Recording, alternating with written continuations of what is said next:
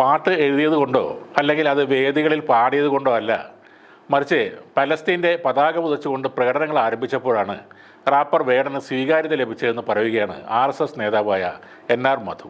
Syria, Korea, Sri Lanka, Somalia, China തുടങ്ങിയ രാജ്യങ്ങളിലെ പ്രശ്നങ്ങൾ വേടൻ നന്നായി കാണുന്നുവെന്നും എന്നാൽ എന്തുകൊണ്ടാണ് കേരളത്തിലെ വയനാട്ടിലെ ബാല്യങ്ങളെ കാണാത്തതെന്നും അദ്ദേഹം ചോദിക്കുന്നു.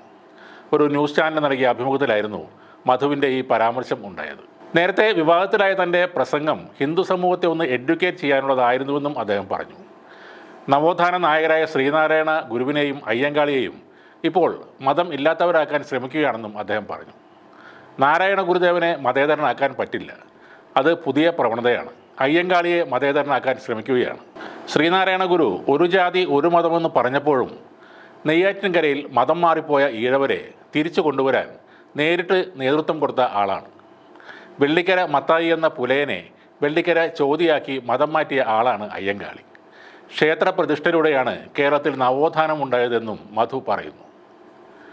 ഇസ്ലാം സമൂഹത്തിലെയും ക്രിസ്ത്യൻ സമൂഹത്തിലെയും 10 നവോത്ഥാന നായകന്മാരുടെ പേര് പറയാനും മധു ആവശ്യപ്പെടുന്നുണ്ട്. എല്ലാ മതത്തെയും ഉൾക്കൊള്ളാൻ കഴിയുന്ന ലോകത്തുള്ള ഒരേ ഒരു മതമാണ് ഹിന്ദു മതമെന്ന് അദ്ദേഹം ആവർത്തിച്ച് പറയുന്നു. ഇസ്ലാം മതത്തിൽ 5 നേരം മയക്ക് കെട്ടി നിസ്കരിക്കുന്നത് അന്യമത വിദ്വേഷമാണെന്ന പരാമർശവും NR മധു പങ്കുവച്ചിട്ടുണ്ട്. അള്ളാഹു അല്ലാതെ ദൈവമില്ലെന്നാണ് 5 നേരം നിസ്കരിക്കുമ്പോൾ ഇവരൊക്കെ വിളിച്ചു പറയുന്നത്. അള്ളാഹുവിൽ വിശ്വസിക്കാത്തവനെ കാഫിർ എന്നാണ് വിളിക്കുന്നത്. കാഫിറിനെ കണ്ടുമുട്ടുന്ന സ്ഥലത്ത് വെച്ച് കൊന്നുകളഞ്ഞാൽ സ്വർഗം ലഭിക്കുമെന്ന് ഖുറാനിൽ പറയുന്നു. അത് ഞാൻ വായിച്ചിട്ടുമുണ്ട്. മുസ്ലിം മതത്തെയല്ല മതമൗലികവാദത്തെയാണ് എതിർക്കുന്നതെന്നും NR മധു പറയുന്നു. അങ്ങനെ അവസാനം മധു സാർ ഉദ്ദേശിച്ച പോയിന്റിലേക്ക് എത്തിയിരിക്കുകയാണ്. വേടനിലൂടെ, ആ പാട്ടിൻ്റെ വരികളിലൂടെ, സവർണരെ വിമർശിക്കുന്ന വരികളിലൂടെ കടന്നുപോയ അദ്ദേഹം ഒടുവിൽ പച്ചയായ മുസ്ലിം വിരുദ്ധതയിൽ എത്തി നിൽക്കുകയാണ്. ഒരു സംഘപരിവാർ നേതാവ് പറയാൻ ആഗ്രഹിക്കുന്ന അല്ലെങ്കിൽ അവർക്ക് പറയാൻ അറിയുന്ന കാര്യം ഈ മുസ്ലിം വിദ്വേഷമാണ്. വേടനിലൂടെ കുറച്ച് കറങ്ങിത്തിരിഞ്ഞായാലും NR മധു പലസ്തീനിലേക്കും അതുവഴി മുസ്ലിങ്ങളിലേക്കും ഖുറാനിലേക്കും എത്തിയിട്ടുണ്ട്.